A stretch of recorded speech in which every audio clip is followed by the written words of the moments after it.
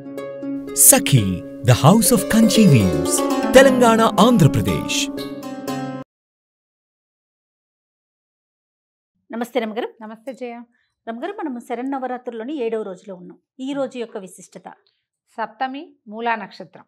శరన్నవరాత్రులలో 7వ రోజు. జనరల్గా ఈ మూలా నక్షత్రం కొంచెం ముందు వెనక అవుతూ ఉంటుంది. ఈసారి సప్తమి నాడే మనకి మూలా నక్షత్రం వచ్చింది. సరస్వతి పూజ చేసుకుంటాం. మూలా నక్షత్రం అనగానే సరస్వతి పూజ. అవును, మొత్తం భారతదేశం అంతా కూడా మూలా నక్షత్రం రోజున సరస్వతి పూజ చేసుకుంటుంది.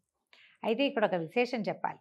మామూలుగా మనం ఏమనుకుంటాము, శరన్నవరాత్రులు అనగానే దుర్గా, అవును, నవదుర్గా విశేషాలు చెప్పుకుంటాము.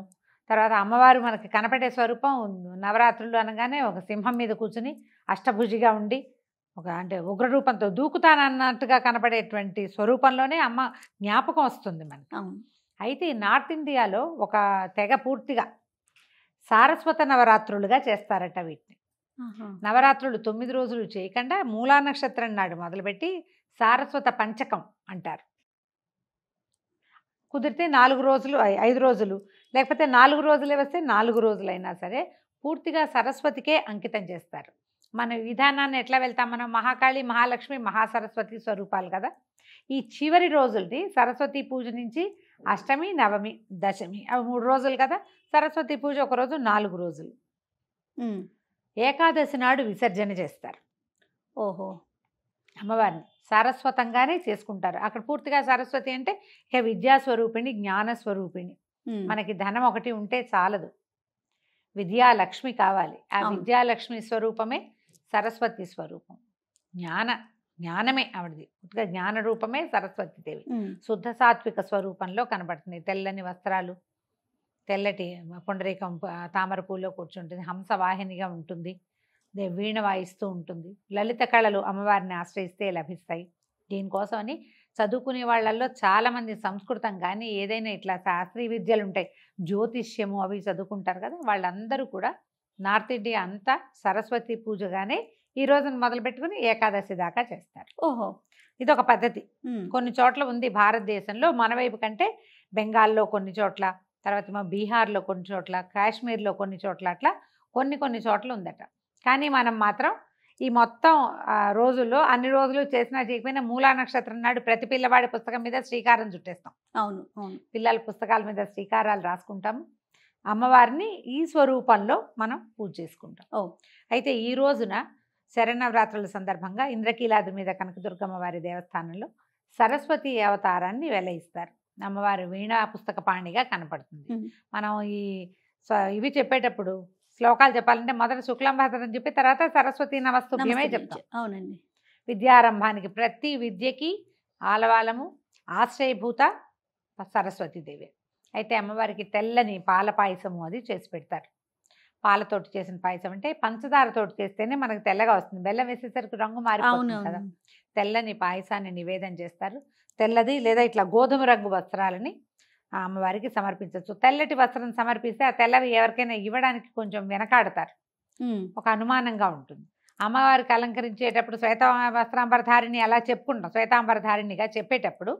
కానీ మనం సమర్పించేటప్పుడు కొంచెం లేత సంపెంగి రంగు, కాస్త గోధుమ రంగు, క్రీమ్ కలరు, హాఫ్ వైట్, ఇట్లా ఏవైనా అమ్మవారికి సమర్పించి వాటిని ఎవరికైనా మనం ఇచ్చుకోవచ్చు. అయితే సరస్వతి స్వరూపానికి మనం ఎలాంటి పూజా విధానాన్ని చేయొచ్చు, సరస్వతి అష్టోత్తరం లభిస్తుంది. ఓకే. అయితే ఇది జ్ఞాన వృద్ధికి ఉపయోగపడే అంశస్వరూపం, దైవాంశ కాబట్టి అమ్మవారికి మనం ఏదైనా సరస్వతికి సంబంధించిన ఒక్క శ్లోకాన్ని ఈ రోజున పిల్లలకి నేర్పించుకోండి. ఈ సంవత్సరం అంతా ఆ శ్లోకాన్ని రటన చేయాలి. వచ్చే సంవత్సరం మళ్ళీ ఇంకో కొత్తది నేర్పించవచ్చు. ఓకే. సంగీతం పాడుకునే వాళ్ళకి పిల్లలకి శారదకు సంబంధించిన పాటలు బోలెడన్ని కనపడతాయి. సంగీత సరస్వతికి సంబంధించింది ఒక సరస్వతికి సంబంధించిన ఒక పాటని పిల్లలకి గీతాన్ని నేర్పించుకోవచ్చు. మామూలుగా అందరూ సంగీతం నేర్చుకునే వాళ్ళు వరవీణ మృదుపాణి చెప్పుకుంటారు. అవును, వరవీణ మృదుపాణి అనగానే వెంటనే సరస్వతీదేవే తడుతుంది. బోలెడన్ని పాటలు ఉన్నాయి. ఏదైనా సరే మనం ఒక విషయం మీద ఫోకస్ చేయాలంటే, ఒక విషయం నేర్చుకోవాలన్నా కూడా మనకి అవకాశం ఇచ్చేది సరస్వతి మాతే. ఆమెని ఎలా ప్రార్థించాలంటే ఫోకస్డ్గానే ప్రార్థించాలి. ఇతరత్రా వెళ్ళకూడదు. మ్మ్. అందుకనే ఈ నార్త్ ఇండియాలో ఈ సారస్వత పూజా విధానం ఉండటానికి అదే కారణం అని చెప్తారు. ఓకే. పిల్లల పుస్తకాలు అవి కూడా మనం ఎక్కడైతే దేవతార్చన చేసుకుంటున్నామో అక్కడ పెట్టించండి. ఓ శ్రీకారం రాయండి, ఓంకారం కూడా రాసుకోవచ్చు. శ్రీకారం రాస్తారా, ఓంకారం రాస్తారా, మన మీ ఇష్టం. అలవాటు. స్వస్తికి రాసే విధానం కూడా ఉంటుంది. స్వస్తికైనా రాయటం, అమ్మవారి దగ్గర పెట్టుకోవటం. సాయంకాలం ఆ పుస్తకాలు తీసేసుకుని, మ్మ్. లేదా రాత్రి పెడతామంటే మధ్యాహ్నం సాయంకాలం పెట్టడం, మర్నాడు పొద్దున్న తీసుకోవడం. కాసేపు అయినా పిల్లల్ని చదివించండి. ఈ రోజున ఎవరైనా పిల్లలకు అక్షరాభ్యాసం చేయదలుచుకుంటే కనుక మూలా నక్షత్రం రోజున నిరభ్యంతరంగా అక్షరాభ్యాసం చేయించుకోవచ్చు. దీనికి ముహూర్తం చూడాలి, పంచమ శుద్ధి చూడాలి, ఇలాంటి నియమాలు కొన్ని కనిపిస్తాయి చేయ. మ్మ్. మనం విడిగా చేసుకునేటప్పుడు, మనం మామూలు రోజుల్లో ముహూర్తాలు పెట్టేటప్పుడు తప్పకుండా పంచగ్రహితంగా కావాలి, సరిగ్గా శుద్ధి ఉండాలి. ముహూర్త శుద్ధి చాలా అవసరం. కానీ పర్వదినాల్లో చేసేటప్పుడు అంత తప్పు లేదు. మ్మ్. మనం ఏదైనా క్షేత్రానికి వెళ్ళి చేయించుకోదలుచుకున్నా కూడా ఈ రోజున వెళ్ళి చేసుకోవచ్చు. ఓ. ఇంట్లో పెద్దవాళ్ళు ఎవరైనా ఉంటే వాళ్ళతోటి అక్షరాభ్యాసం చేయించేయండి. సమీపంలో దేవాలయం ఉంటే అక్కడికి తీసుకెళ్ళి చేయించండి. మీరు కూడా కావాలనుకుంటే, తెలుగు బాగా రాదు, బాగా నేర్చుకోవాలనుకుంటే మూలా నక్షత్రం రోజున ఓం నమ శివాయ రాయండి ఏదైనా. దాంతో సరస్వతి అనుగ్రహం లభిస్తుంది. మనం సరస్వతి అనగానే కేవలం చదువు అనుకుంటాం. ఆ. చదువు ఒక్కటే సరిపోతుందా? మనకి బుద్ధి కావాలి కదా. బుద్ధి కావాలి, జనరల్ నాలెడ్జ్ కావాలి, కామన్ సెన్స్ కావాలి. ఈ 4 కావాలంటే సరస్వతి అనుగ్రహం ఎంత మెండుగా ఉంటే అంత అంత మంచిదని చెప్తారు. అయితే సాత్విక స్వరూపంగా కనపడుతుంది అమ్మవారు ఆ. కదా. ప్రశాంతంగా చక్కగా వీణ వాయించుకుంటూ తెల్లటి హంస మీద కూర్చునో, లేకపోతే ఒక తెల్లటి పుండరీకంలో కూర్చునో కనపడుతుంది. ఈమెది ఇందులో ఒక ఉగ్ర స్వరూపం ఉంది సరస్వతిలో. మ్మ్. ఆమెని నీల సరస్వతి స్వరూపంగా ఆరాధిస్తారు. అది మనకి ఎక్కడ కనపడుతుంది? దేవి భాగవతంలో శుంభ నిశుంభుల్ని వధించింది ఈవిడ అని. శుంభ నిశుంభులు అనగానే రాక్షసులు కనపడతారు. అవును. ఈ రాక్షసులని ఈవిడ ఎట్లా వధించింది? ఈవిడికి ఆయుధం లేదు. ఆయుధం లేదు కదా. ఏ పటంలోనూ మనం సరస్వతికి ఆయుధం చూస్తామా? చూడు. వేణే ఆయుధం. అవును. అయితే ఆవిడ వెనకాల పడ్డారు వీళ్ళు. ఆ. శుంభ నిశుంభులు మహాసౌందర్య రాశిగా ఉన్న ఆమె వెనకాల పడితే, ఆమె దీంట్లో ఇంచి ఈ సాత్విక స్వరూపంలో ఇంచి నీల సరస్వతిగా సింహవాహినిగా మారి వీళ్ళిద్దరిని సంహరించిందని చెప్తారు. ఓ. శుంభ నిశుంభ వధ చాలా చిన్న కథగా కనపడుతుంది దేవి భాగవతంలో. చూడు, సాత్విక రూపిణి అయిన ఆవిడ ఇలాంటి పని చేయటం అంటే అది కొంచెం వింతగా ఆ, అనిపిస్తుంది. వింతగా అనిపించిన వాళ్ళ ప్రవర్తన మీద. వాళ్ళ ప్రవర్తన అంతే మీద. కదా రమ్మగారు. అంటే ఇప్పుడు మనం లోక కళ్యాణార్థం. నువ్వు చదువుకో, సాత్వికంగా ఉండు, నీ ప్రవర్తన నీదేగా, నువ్వు బుద్ధిగా ఉండు, నీ దారి నువ్వు. నీ జోలికి వస్తే మాత్రం నీల వదిలిపెట్టకు. సరస్వతివి కావాలి నువ్వు. అది ఇది ఒక రకమైన బోధే కదా. అంతే కదండి. నీ జోలికి వస్తే వదలద్దు, నువ్వెవరి జోలికి వెళ్ళకు, హాయిగా నీ వీణ వాయించుకుంటూ నీ పుస్తకం చూసుకుంటూ నువ్వు స్థిమితంగా ఉండు. అమ్మవారు అట్లాగే కనపడుతుంది. అట్లా పుస్తకాన్ని వీణని పట్టుకుని ఉన్న స్వరూపాన్ని కనుక ధ్యానిస్తే మనకి లోపల ఒక రకమైన ఆందోళన ఉంటుంది చూడు, మ్మ్. అది తగ్గిపోతుంది. మ్మ్.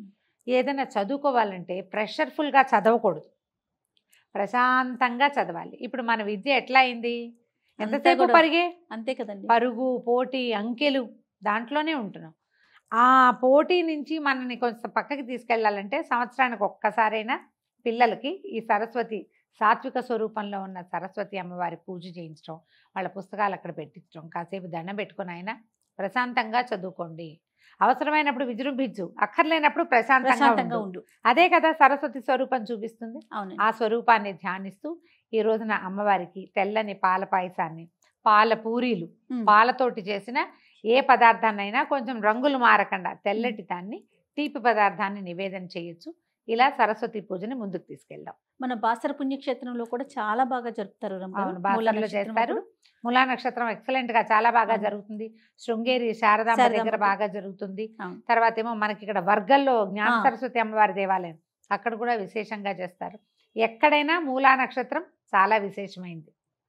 ఏదైనా పుస్తకాలు కొత్తగా చదవదలుచుకున్న వాళ్ళు, కొత్త శాస్త్రం నేర్చుకోవాలనుకుంటారు, కొత్తగా రోజు ఏదైనా మొదలు పెట్టదలుచుకున్న వాళ్ళు ఈ రోజున మొదలు పెడితే ఇంకా నక్షత్రము మీ నక్షత్రము ఏం చూడొద్దు, అదే నమస్కారం చేసుకుని రోజు Start మంచిది అయిపోయింది. కాబట్టి. రోజు మంచిది కాబట్టి ఈ రోజున సరస్వతీదేవి జన్మ నక్షత్రం, జ్ఞానం పుట్టిన రోజు. ఉమ్. మరి మనకు కూడా జ్ఞానం, ఎంతో కొంత జ్ఞాన కుసుమాలు మనకి వికసిస్తాయి కాబట్టి అవును. ఆ రకంగా ముందుకు తీసుకెళ్దాం. సంతోషం రామ్ గారు, నమస్తే. నమస్తే జీ.